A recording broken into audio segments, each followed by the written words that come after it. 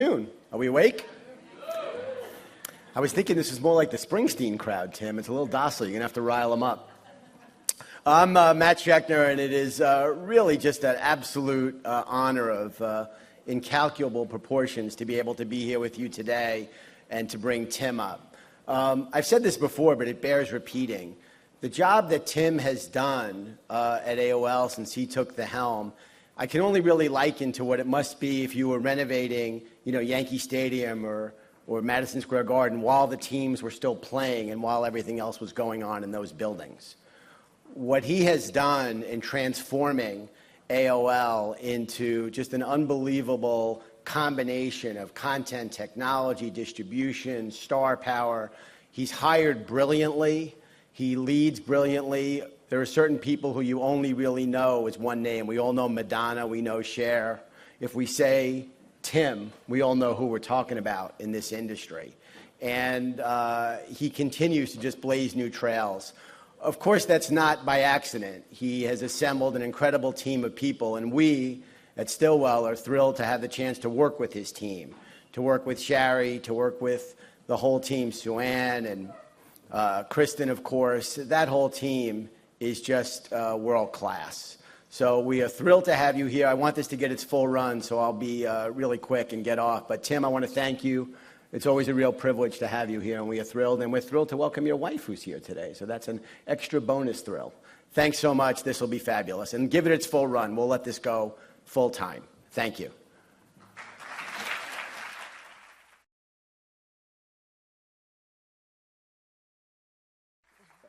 All right. Hi, thank you so much. My name is Stephanie Ruhle. I'm from NBC and MSNBC, and I am thrilled to be here. If there was anybody to talk about the love of brands, it would be Tim Armstrong. And before we get into it, I really want to share a video, because when people think about AOL, I don't think they understand or they even know the portfolio of brands that you have. It's pretty extraordinary. Take a look.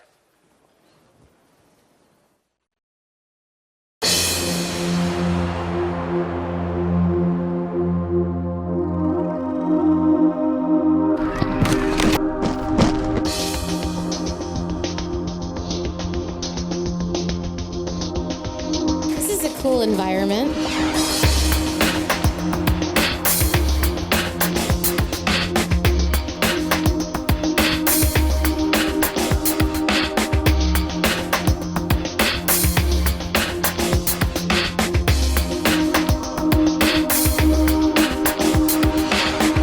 We're making MapQuest great again. They actually get to where I want to go.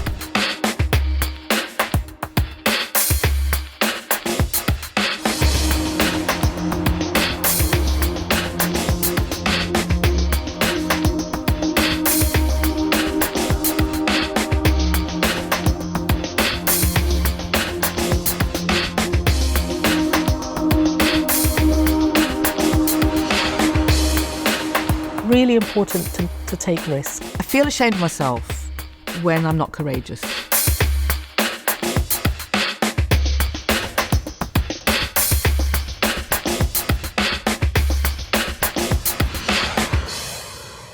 Pretty impressive. Tim, I want to go through some of your most noteworthy brands, because something I've heard you say before is that you like to build brands that people love. And for small brands, the name of the game is to get acquired because they want to cash out. And if you're the acquirer, the challenge is to then elevate that brand. Right. So HuffPost, to begin with, if you think about where you were when you started in one country and where you are today, can you talk about that evolution? Sure. So first, it's great to be at Advertising Week. And Matt Schechtner, for those of you who don't know, is the founder behind Advertising Week. And after 9/11 in New York, who was one of the people, I think, the Tribeca Film Festival, Advertising Week were the things that really pulled New York back after that event. And I was thinking about Matt on 9/11 this year, and I just told him that backstage. So I just want to make sure Matt gets really proper props for what's happened in New York. He's been a huge piece of it. And then Stephanie, who didn't get a proper introduction. The only reason I agreed to this interview was Stephanie used to be the main person who covered us at Bloomberg, and she would just hammer me on profitability and where things were going with Wall Street and all those other things. So that's the nicest question you've ever asked me. There you go. Number one. How'd you become so great? Now that I'm at Today's Show, I don't know how you got so awesome. So we were talking about you have to tell that story. So at Bloomberg, she used to just kill everybody with her questions. She had to. And Today's Show, to give people an example what like Today's Show is like to host on Today's Show. I mean, Tim, so you're amazing. Were you always that amazing? It's awesome. So anyways, well, congratulations. Thank you so much. So the Huffington Post is one example of a brand. And I think one thing that's really important is when we've acquired any of the brands, the most important thing for us are the people who lead those brands and the vision behind them. And when we sit down to talk to people that we're acquiring or we're going to do business with, we basically ask them three questions. One is, how big is your vision overall? Like, describe to me in 5 or 10 years where you're going to be. And without a doubt, the best entrepreneurs, without blinking, will tell you in 5 or 10 years, where they're going to be. The second thing is, are they willing to take resources to get there? And you'd be surprised. That sounds like a strange question to ask somebody, but we have dealt with entrepreneurs that have this size vision but don't want to use any resources to get there. And for a lot of entrepreneurs, they come from having to grow businesses with zero resources. When you show up and say, I'm going to give you resources, some entrepreneurs get scared. It's strange, but it happened. And the third thing is basically that the vision of the entrepreneur is shared with everybody they have talent-wise. So when I met with Ariana, we met in a conference room one-on-one, and we went through these questions. And Ariana said, I want to be global.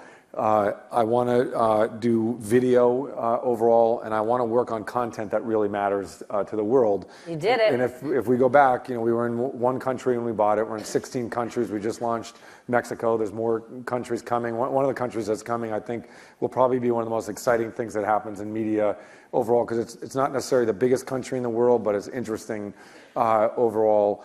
And the video property, HuffPost, just came out in August. Again, the largest shared content service on Facebook was HuffPost.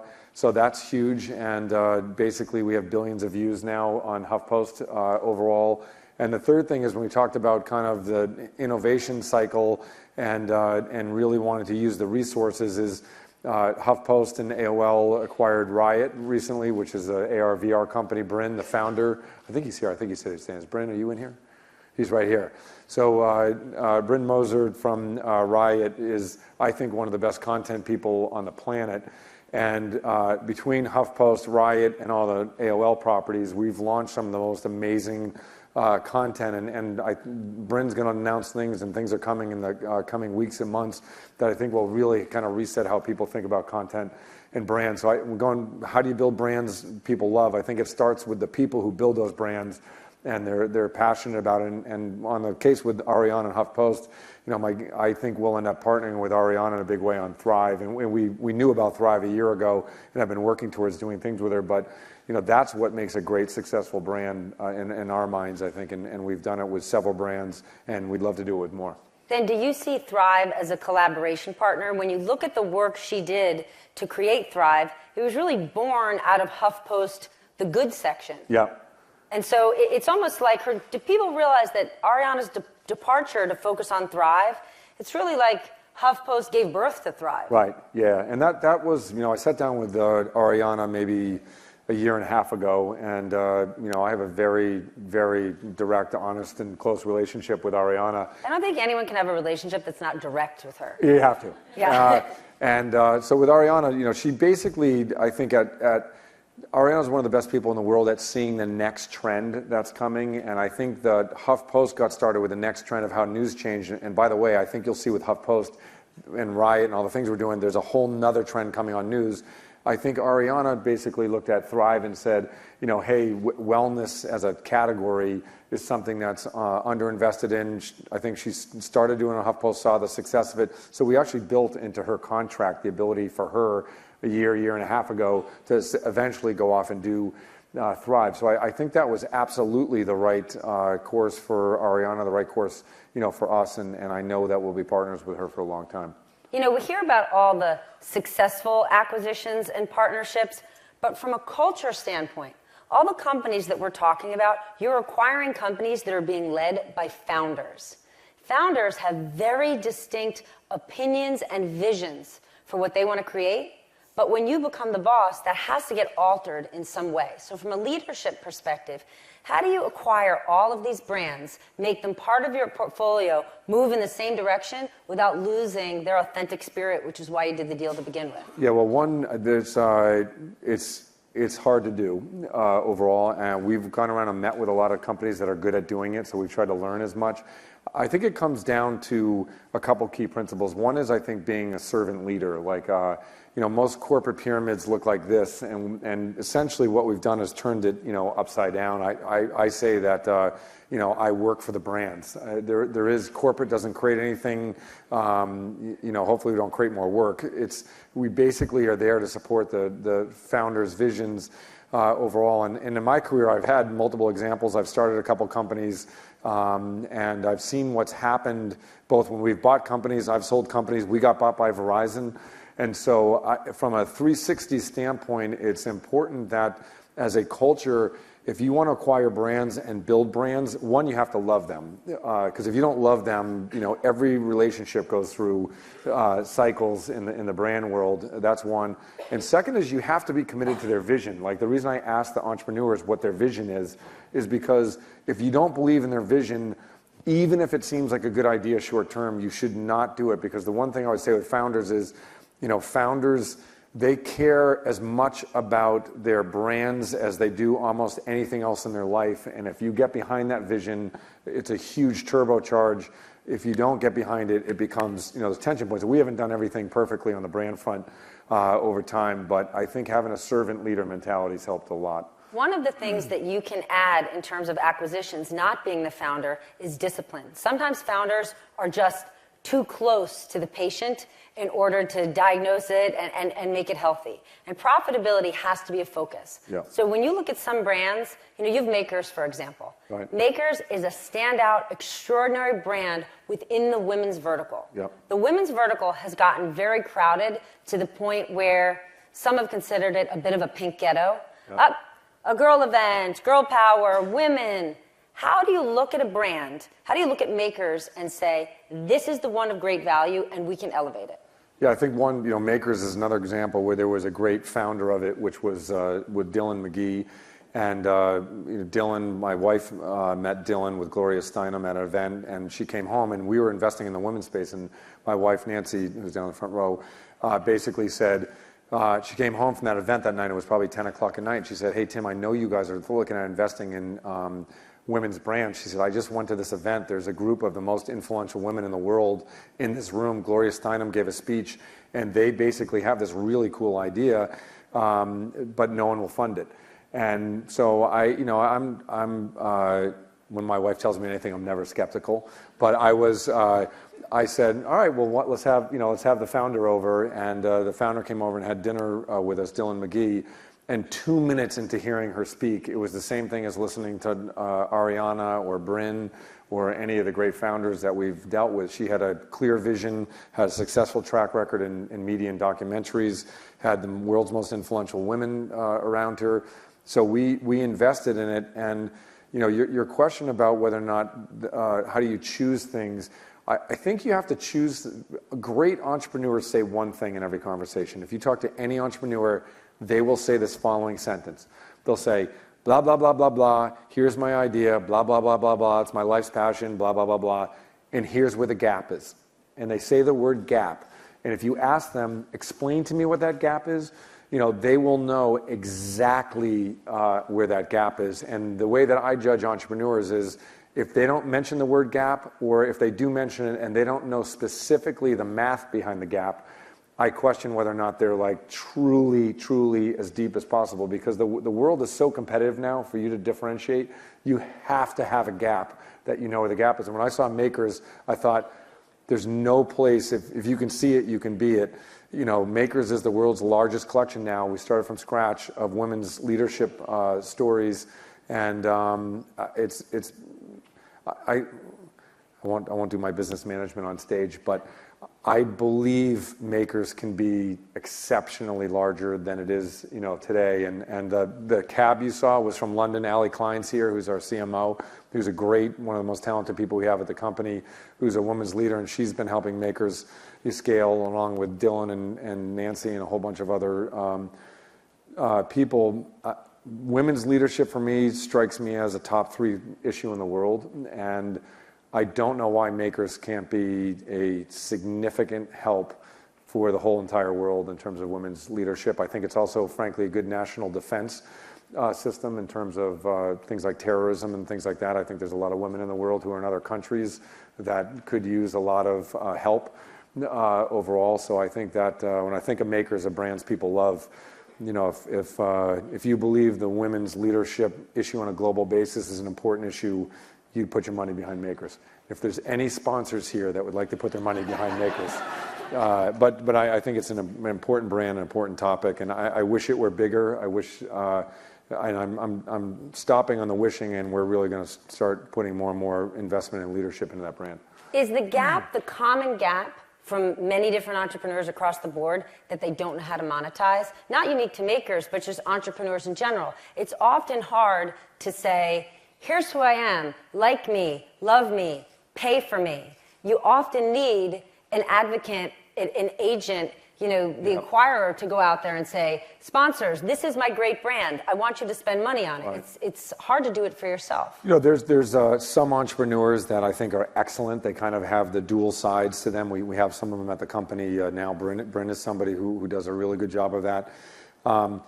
Here's what I would say. Here's the lesson from brand leadership that I've learned is, and I think our company's learned, this is personal. If you don't agree with it, don't agree with it. But I think most people in the world are born with half the skill sets they need to be successful in life.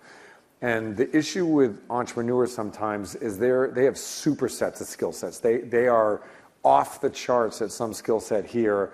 And the best thing they can do is find the person who's off the charts successful, who has the opposite skill set. In your mind, it might be, the agent, the corporation, somebody helps them do it. But, you take, Warren Buffett, who's been incredibly successful, investor, who has been next to him for decades, Charlie Munger.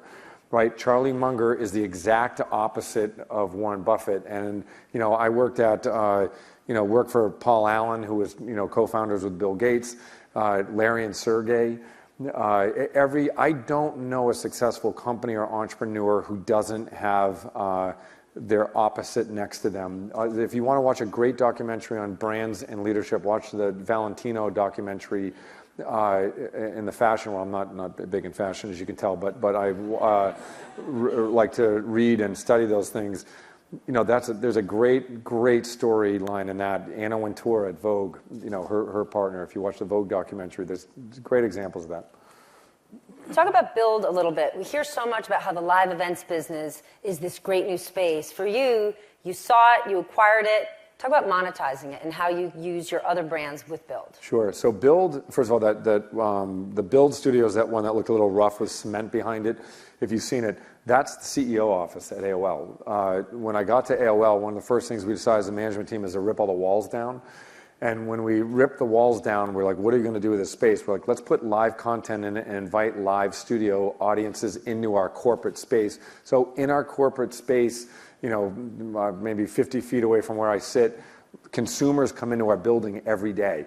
And we do 5 or 7. And Build really got started. The untold story about Build is one of the most talented people I've ever worked with, Suzanne Lindberg, who worked, she was about to get a job offer from another internet company in the ride-sharing space overall. And another one of my friends, who's an awesome entrepreneur, who's not in our space at all, called me and said, hey, I was just at South by Southwest. I met this woman, Suzanne Lindberg.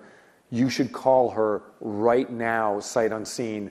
She's about to start a new job on Monday. Call her and get her. And he said, just trust me. So I picked up the phone, called her cell phone. I said, hey, Suzanne, it's Tim Armstrong.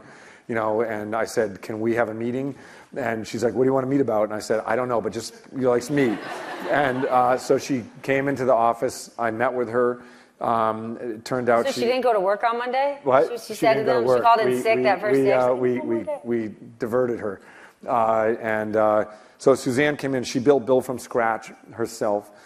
She worked at Apple, and she was Apple's, basically, I don't know how you describe her. She worked for Steve Jobs for 17 years. She basically dealt with all of the celebrities and well-known people at Apple.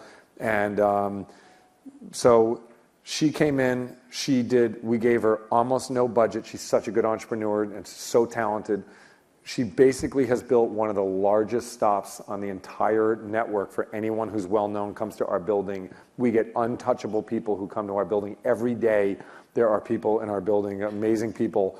She was so successful, we decided we're opening up a street-level studio in New York City at 4th and Broadway, glass enclosed corner building on 4th and Broadway. That's her space, it's the build space. And she basically has gone from one person, no budget, to running one of the largest live content programs on the internet globally in 16 months. And I think if you want to talk about the spirit, the Adweek spirit that Matt did when he started Adweek, or looking at Suzanne, there is no better example of human beings and human potential than AOL Build overall, and finding somebody who's got that level of passion. It's an unbelievable story, and she's an unbelievable person and leader. And if you get a chance to meet her, if you're at one of our events, I'd highly suggest talking to her. She's awesome. At some point, do we get content maxed out? Like, there's something extraordinary with the fact that you now have this platform and you're building this bigger thing, and the barriers of entry are lower than ever, so people can create extraordinary content.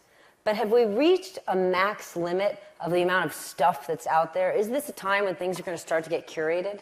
I have a really different viewpoint on this because people ask about it. I think the media space has dramatically shifted. I don't mean that mobile's big and things have gone from analog to digital. I think the fact that human beings are creating content for other human beings is a monumental shift. Our good friend Kenny Dichter has a saying that 8760, which is there's 8,760 hours in the year, and that's all you have. So at the end of the day, your business is how many hours you get out of the 8760 for each human being. And if you look at what's happening today, when I was growing up, and I'm older than most people in the audience probably, but big media created all the content I looked at and read. Today, when you go further down the age chain, a huge amount of that 8760 is eaten up by people creating or sharing content to you and I personally. And if I gave you the choice of having a random newspaper on a stand or me sending you something saying, hey, Stephanie, check this out, or hey, Stephanie, this is the talk I just gave inside of AOL, my guess is it might be more important for you to look at my interview or town hall I did or meeting we did at AOL than it is to read a random article and a random thing in a random publication left on a newsstand. So I think this notion that there's too much content in the world, too much content typically comes from people who are like me, who have been in the big media space producing content.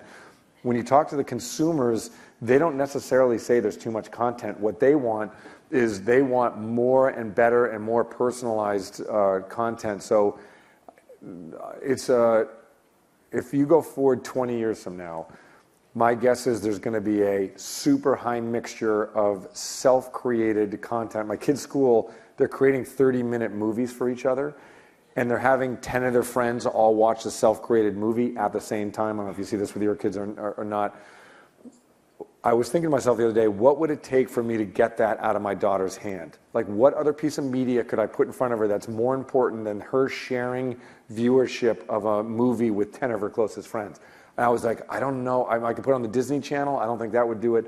I could put on, I don't know, whatever thing I could give her.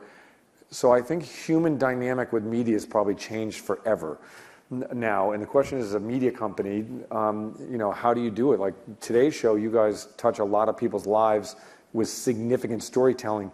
You need to figure out how to get me that storytelling through a non-generic method overall. And I think that's, as we think about the future of brands, how do you distribute things through someone's most powerful distribution pipe, which may not be the generic cable thing coming in. It may be you're going to use my relationship with you over and over and over again. So I think we're in a relationship distribution zone with media. So I don't think there's too much content. I think the distribution is so personalized now that that's what's going to make content consumption happen. All right, then I just want to play devil's advocate Yes, for go a ahead. second in terms of, is this unintended consequence worth it when you think about all the positivity?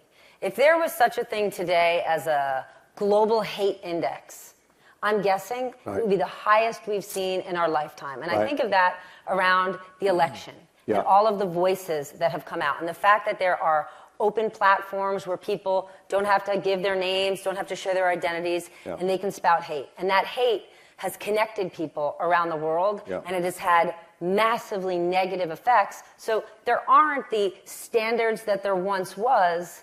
Does that concern you in any way? I mean, I think it's connecting some behavior that's already been there, latent, but it's a more facilitated way. There's also good things happening at the reverse side at that same scale. You know, the Global Citizens Festival was just in New York this weekend, and I was up with my wife on the Nantucket Project, which is all about ideas and those things. So I see the opposite. But let me ask you a question. And I'll get back to why, if you're a positive person, you want positive things in the world, the haters come out.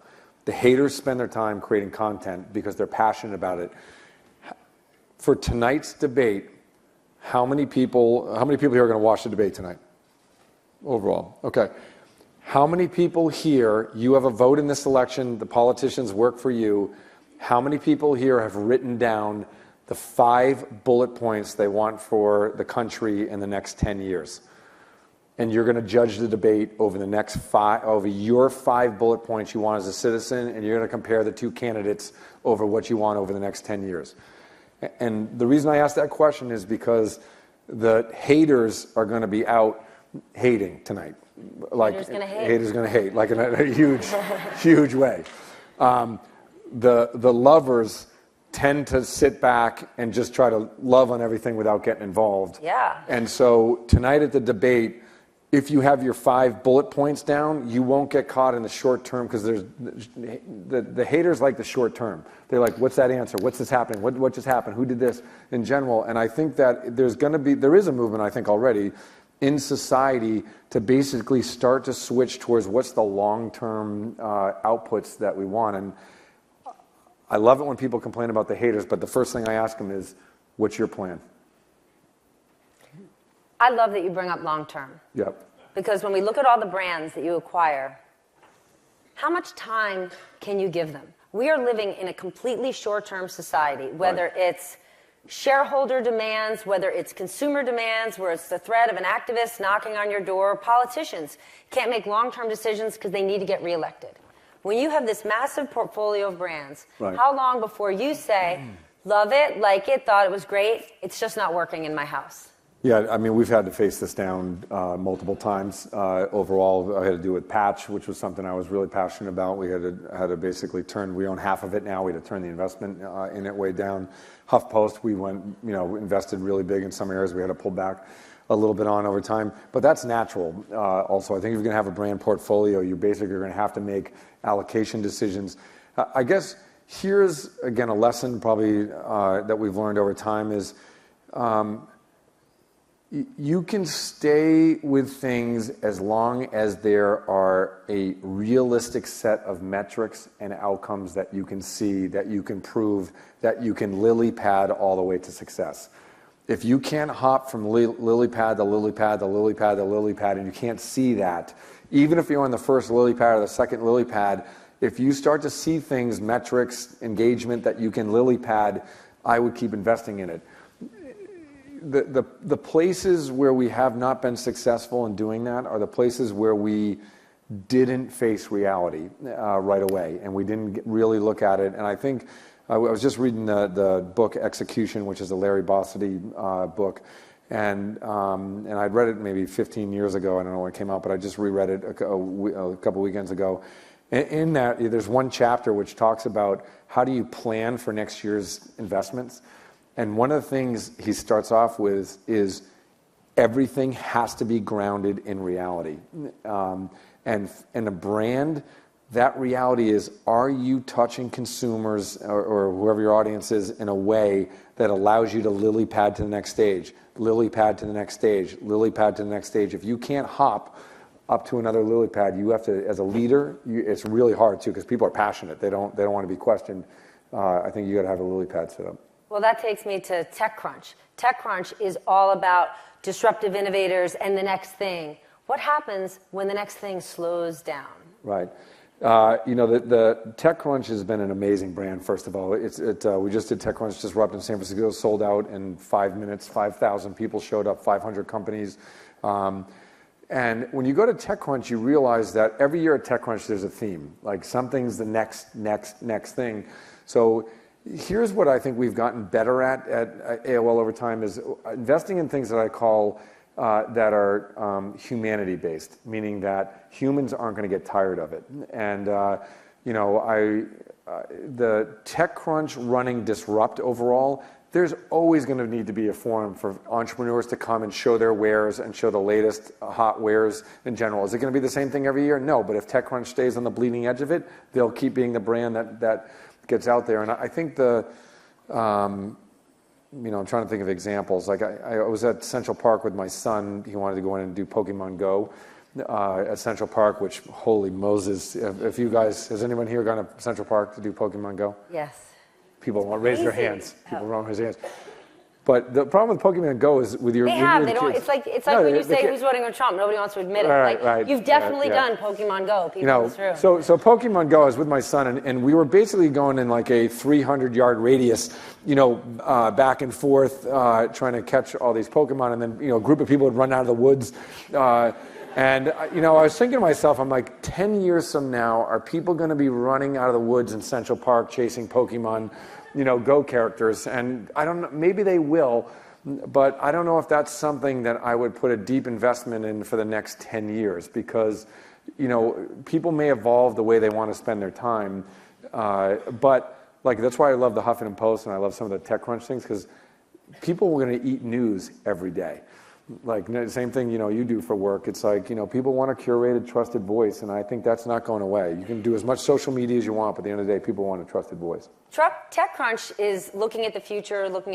You've got other brands like Autoblog. For you, when you look at a brand like that, looking at cars all day, every day, is that just advertising dollar signs? Because auto companies, that industry, among the best, deepest pocketed advertisers there are. So if you look at an acquisition in a vertical like that in terms of ad dollars? I think the monetization behind something like autos is to some degree more straightforward. It's also more competitive because more people see that as an opportunity, so it's a higher level of competition. But I think part of the reason we put more investment in Autoblog and really changed it, I think the dynamic is important from a strategy standpoint when you're going to invest in an area of business is to know, I call it your high ground.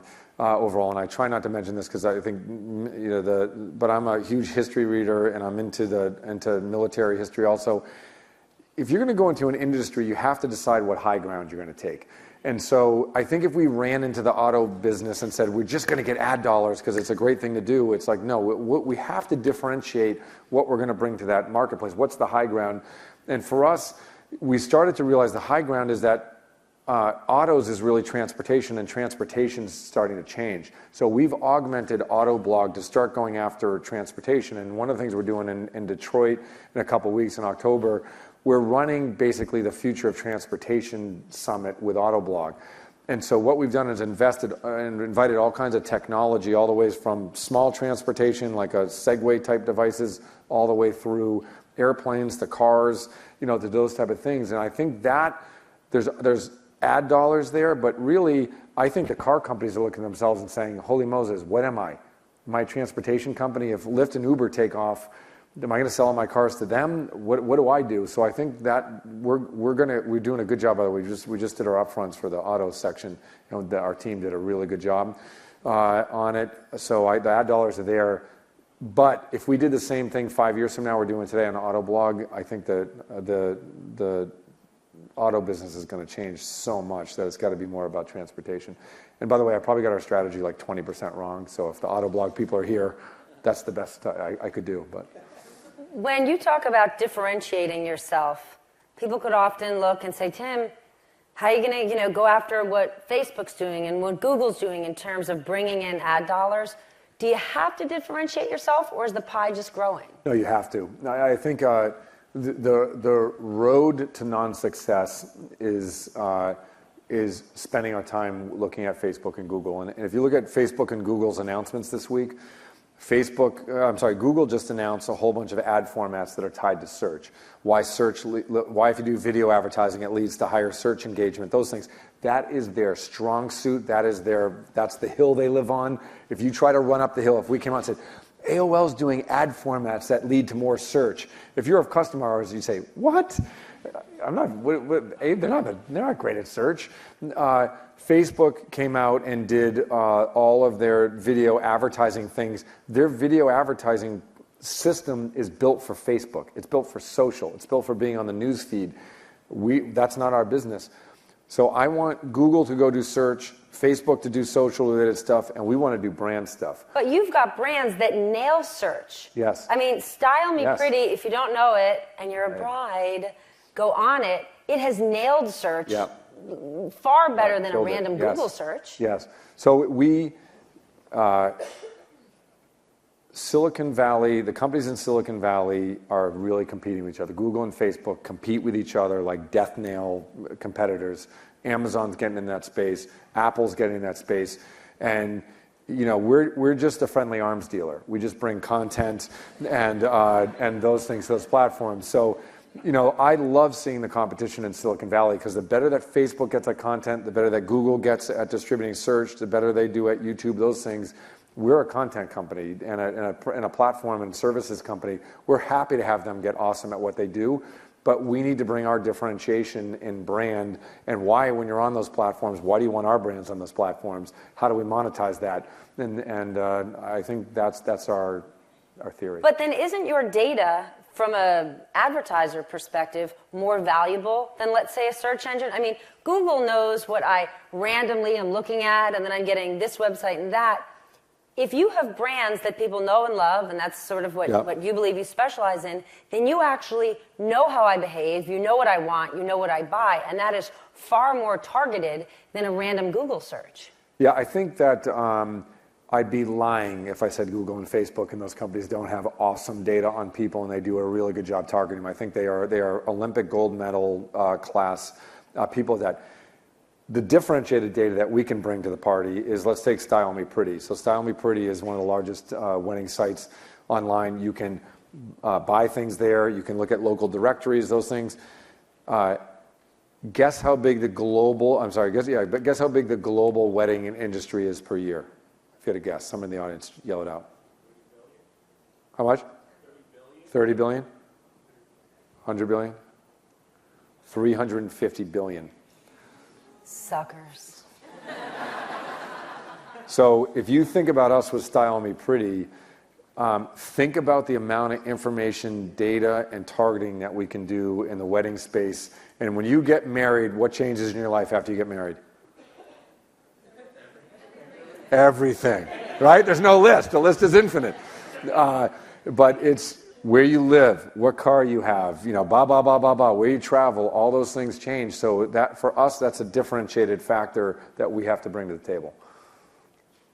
When you think about all these brands, when does the rubber hit the road in terms of making money out of them? Like, now that we're living in this totally digital world, everything is, oh my goodness, I love this brand and it's my favorite and I always go on their website, but you need to make dollars out of it. Right. Yeah, dollars are something that we're really focused on. We're focused on consumers, and we're also focused on dollars. So I think that here's my personal take on the company and where it is today. I think we have an incredible, once-in-a-lifetime opportunity in the industry structure we're in right now to build like a really incredible business.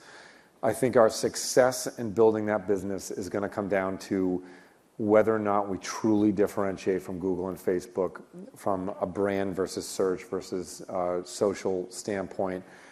And I think that the advertisers will vote their dollars to us if we can prove that we put people in the top of the funnel, we move them through the funnel, and there are purchases at the bottom, and we have all of the technology and all of the brands to do that. And potentially with the Yahoo deal closing, we'll have even more ability to do that. So our drive in life has to be becoming brands people love across everything we do. And if we do that successfully, we'll have an awesome business. If we don't do it, we will have an okay business. And we're shooting for awesome, not okay. Nothing is great at any price. Yahoo became attractive to you at a price much different than where we thought it was even a year ago. Where's the great value in Yahoo?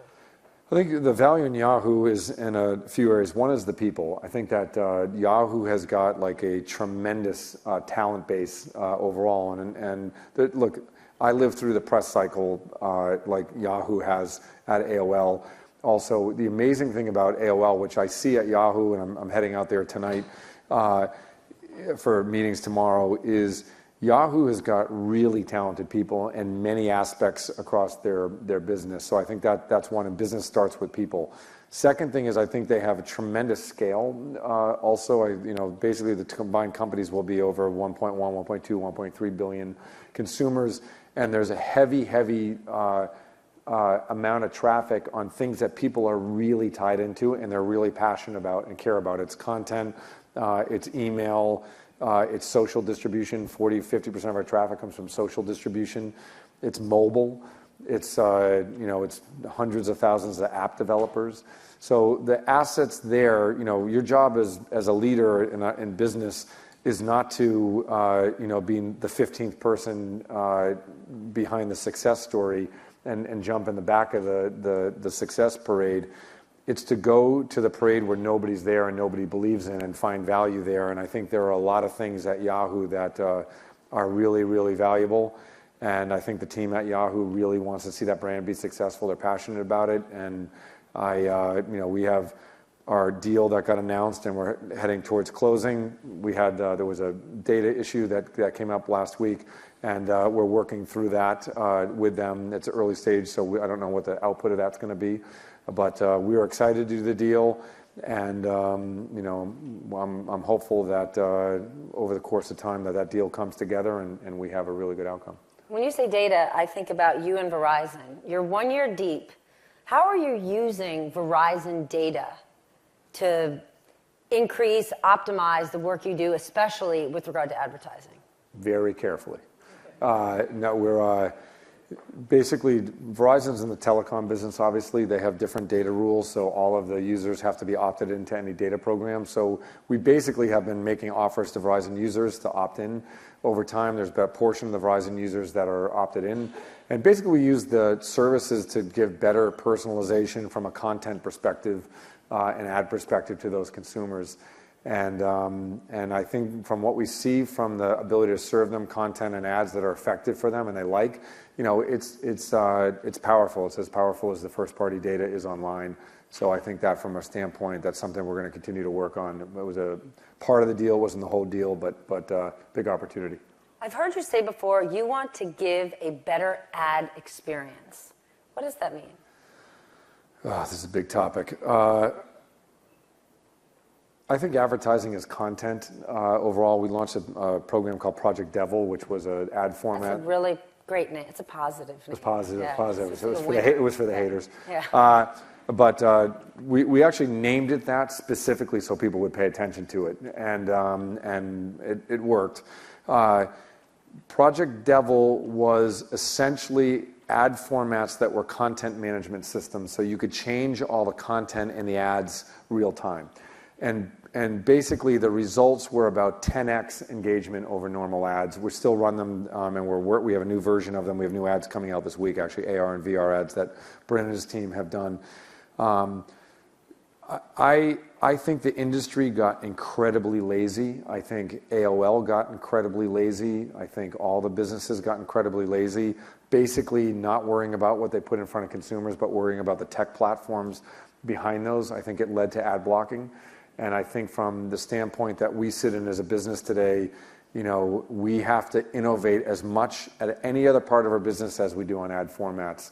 And I think that consumers are really good at spending their time. They're better at spending their time than they are their money. And we should not be putting things in front of them that aren't great pieces of content. And I could go on for hours about this, but we have a lot of work to do. All right, well, consumers know what they want. Yep. How much of a roadblock is it, or how much money do you think is waiting in the wings? When you talk about all of this extraordinary investment, AR, VR, data, improving the advertising experience, you have all this great stuff. And even though you're seeing ad dollars go down in traditional media, in print, in billboards, in network television, how much do you think is still waiting in the wings and just hasn't converted to the digital space because we've still sort of got this antiquated media buying, middle management hanging out there saying, hey, you go to a conference, we're friends, we've known each other for 25 years, people ignoring the fact that the platforms that you offer really are the future and it's where consumers are. It's enormous. So, I mean, if you look at the ad forecasting, there's basically $90 billion in the next 2 or 3 years that's going to come over, and that's huge in terms of the total number. My guess is that number, if everything worked appropriately and everybody did what they're supposed to do in the industry, which still unclear what everybody's supposed to do, but if they did do what they're supposed to do, I bet you that things would move much, much, much faster. I think you have a $600 billion, $700 billion industry. There's another 200 or 300 billion tied to it, which are analog things. Overall, consumers are on digital. If you ever want to come visit our office, we have a giant screen in our office that shows all the statistics in our business running real time, and it's normalized for global hours of the day. You look at desktop. Desktop has got these very particular curves. You look at mobile is on and lit up all the time, all hours of the day. And our brands have different usage patterns by different hours of the day. So here's why advertising is going to get dramatically more expensive. Here's why. Yes. Really? Yes. If you go to a site where you shop before and you preload, you already have preloaded what you bought last time, or you sign up for a subscription where products get sent to your house without you having to do any more work, how much extra time and effort would it take me as a marketer to unhook you from that convenience versus you with an empty shopping cart walking down the aisle in the store? Do you use Amazon Prime and things like that? I've never heard of Amazon. I only go on AOL. Oh, so good. So good. I do. And I think that Amazon has far more valuable data than Facebook. Facebook knows what I like to tell people that I like and I'm really interested in, but Amazon knows I buy tube socks and underpants. Yes. So let me ask you a question. If I said to you, you're a brand and you have things that you like to buy on Amazon that come to your house all the time, how expensive it would be for a brand to say, hey, Stephanie, instead of that preloaded, nice shopping cart you have about what you bought last time and really easy, I want you to try my product and I want you to buy my product instead. That would be more expensive, right? Yes. It would take me more time to talk you into it, those things in general. So if you think of everybody in the world who didn't have that before with preloaded shopping carts that are digital and convenient, as a marketer, getting your hand in to take some product out and put another product in means that you as a digital marketer or whatever the industry is going to be in the future, it's going to take a lot more skill, it's going to be more expensive, and you're going to have to be really, really good at adding consumer value, because what you're unhooking is not an empty shopping cart, you're unhooking convenience from people. And I think that is what's going to make advertising more expensive. I'm a little bit of a lone wolf in this, because a lot of people on Wall Street think ad prices are going to go down based on all the technology. I think they're going to go up. That may be wrong, but I don't understand how all the consumers in the world are hooked on digital platforms with convenience. If you're a marketer trying to unhook that, is not going to be more expensive. I think it will be. To me, that argument that you're making points to the fact that you would be the ideal person, the ideal company to buy Twitter. Twitter, a platform that people use constantly, they don't love, and that has not been able to monetize advertising. Tonight, anybody who's watching the debate is also going to be on Twitter, and Twitter has yet to nail advertising. Right. Can we go back to the Today Show? Nope. So I think Twitter's actually done, first of all, I think Twitter's done an awesome job of their content innovation stuff that's happening right now. I think the stuff they're doing with NFL, really actually a game-changing strategy, I think, for them. Second is I think they've done a good job a lot of times hooking in the live content like the debates. I think Twitter's more powerful than they get credit for in marketing, but marketing is not real time and Twitter is. So the question is, marketing is not real time, but Twitter is. So does Twitter have a problem or does marketing have a problem? We can say Twitter doesn't do a good job in advertising. I don't know. I'm not going to make comment on how Twitter does in advertising, but I know their products are more real time. If you're a marketer, should you be upset that you feel like a Twitter ad thing isn't up to snuff, or you should be upset at yourself that you're not real time talking to consumers? How many brands tonight will be talking in real time to consumers with a super deep all-in strategy around the debates on Twitter tonight? I feel like I'm selling Twitter now, or on the Huffington Post tonight. I don't know. I don't know. There's probably brands here, but what would you guys guess the amount of real-time marketing that's getting done tonight, percentage-wise, in the world tonight for the debates? On Twitter, less than 2%. Anybody think 100% of the brands in the world tonight are going to be using the human engagement in the United States to market real time? Okay. So do you guys think Twitter has a real-time problem or the marketers have a real-time problem? Marketers. So I think some of this stuff is I don't know. Honestly, I don't know that much about Twitter's ad program, but I do know that marketing real-time might be a more effective use of getting consumer engagement. For you, given what a wide portfolio you have, when you mentioned HuffPost, I thought HuffPo has a clear point of view. Right. The advertisers coming in know they have a clear point of view. Right. But you have a massive portfolio of brands. Right. How do you manage all of those brands and you being AOL stay agnostic when you've got a lot of different voices in there, some that appeal to certain advertisers and others that repel them? So with the advertisers, HuffPost has done a great job over this all the time. Like HuffPost sometimes can be tough on Wall Street and banks, but Goldman Sachs was the sponsor of the HuffPost 10th anniversary party overall, and Lloyd Blankfein came to that, who's the CEO of Goldman Sachs, and I was sitting there watching Ariana talk about the HuffPost and then Lloyd Blankfein talk about the HuffPost, and I thought, we've made it. Yeah. Because he knows that the audience for HuffPost is an influencer audience. It's someplace Goldman Sachs needs to be overall from an advertising standpoint. But HuffPost has a viewpoint on Wall Street, and it's not always bad or good. It's a viewpoint. And I think what we sell to our marketers is, you got to be with this audience. Like, it'd be like saying, I don't want to run on a wedding site because I don't like to be married, right? Your single opinion about whether or not you want to be married probably is not a good argument against $350 billion of commerce. And I think that as a marketer, your job is not to take an opinion about things, it's to get the facts. And if we do a good job of selling the facts of our audience, I think we have a good shot at getting ad dollars.